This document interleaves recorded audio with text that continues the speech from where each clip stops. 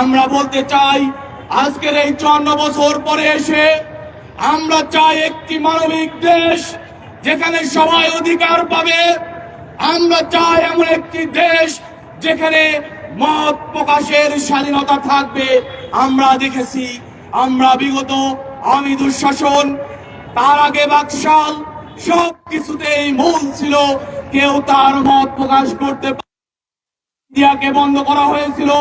মিডিয়ার শুধুমাত্র নিজেদের গুণগান ব্যতীত আর কোনো কিছু। বিশ্ববিদ্যালয়, চট্টগ্রাম বিশ্ববিদ্যালয়, রাজশাহী বিশ্ববিদ্যালয়, ইসলামী বিশ্ববিদ্যালয় সহ সকল বিশ্ববিদ্যালয় ছিল এই খুনি হাসিনা, তার দোসরদের, তার সহযোগীদের, তার অঙ্গ সংগঠন ছাত্রলীগ এক সন্ত্রাসী মূল কেন্দ্র বানিয়েছিল শিক্ষা অঙ্গনকে। কাজেই আমাদের কোনো অগ্রযাত্রা নেই। শিক্ষায় আমাদের কেমন করে গড়া হয়েছে, আমাদের কেমন করে গড়া হয়েছে যে শিক্ষা ব্যবস্থায় আমরা আধিপত্যবাদী দাবেদারীদের বিরুদ্ধে কথা বলতে পারবো না, এমন একটি শিক্ষা ব্যবস্থা চাপিয়ে আমার জাতির সন্তানদেরকে তারা ধ্বংস করেছে। প্রিয় উপস্থিতি, কাজেই আসুন 25, 24 আরো অনেক কিছু আমাদের সামনে চলে গেছে, আসবে। আমরা যদি বলি 24-এর ফ্যাসিবাদ বিরোধী বৈষম্য মুক্ত বাংলাদেশ গড়ার আন্দোলনে যেভাবে ছাত্র জনতা মাঠে নেমেছিল, আমরা চাই 54 বছর পরে এসে আরেকটি স্বাধীনতার সেই যাত্রা শুরু হোক।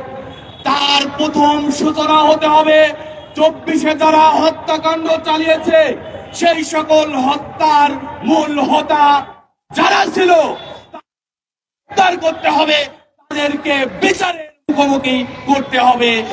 আমরা ছাত্র জনতাকে রাজপথে যেভাবে দৃশ্যমান কোনো কিছু আমরা দেখি নাই। আজকের এই 54 বছর পরে এসে আমাদের বক্তব্য হলো এই ফ্যাসিবাদ।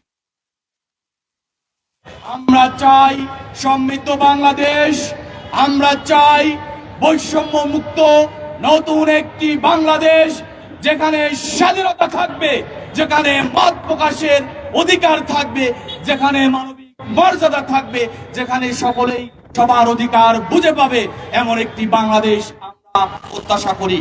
আসুন আমরা এই প্রজন্ম, আমাদের তরুণরা, আমরা আমাদের বুকে স্বপ্ন যোগাই।